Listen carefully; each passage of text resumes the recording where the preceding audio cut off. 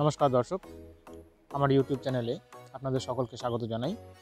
আমরা সকলেই ইতিমধ্যে জেনে গেছি 16ই মার্চ ভারতের নির্বাচন কমিশন সপ্তম দফায় 2024-এর লোকসভা ভোট ঘোষণা করেছে।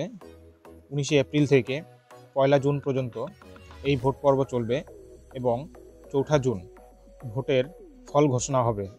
এর সাথে সাথে মডেল কোড অফ কন্ডাক্ট অর্থাৎ MCC কার্যকরী হয়ে গেছে। এখন প্রশ্ন হলো, এই মডেল কোড অফ কন্ডাক্ট কী এবং নির্বাচন চলাকালীন এর গুরুত্ব বা প্রয়োজনীয়তাই বা কী, সমস্ত বিস্তারিত জানব আজকের এই আলোচনায়। তাই স্কিপ না করে ভিডিওটি সম্পূর্ণ দেখুন।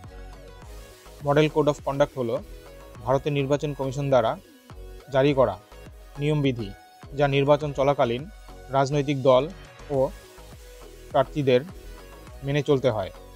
সাধারণত বক্তৃতা, নির্বাচনী সভা, মিছিল, নির্বাচনের দিন, পোলিং বুথ, পর্যবেক্ষক, ক্ষমতাসীন রাজনৈতিক দল, নির্বাচন ইস্তাহার এবং সাধারণ আচরণবিধির প্রতি সম্মান জানানো, অবাধ শান্তিপূর্ণ ভোট সম্পূর্ণ হওয়ার জন্য নির্বাচন ঘোষণার সাথে সাথেই এই মডেল কোড অফ কন্ডাক্ট লাগু হয়ে যায়, যার মূল উদ্দেশ্যই হলো রাজ্য অথবা কেন্দ্রে ক্ষমতায় থাকা রাজনৈতিক দল যাতে কোনো প্রকার ক্ষমতার অ্যাডভান্টেজ নিতে না পারে ও অপব্যবহার করতে না পারে।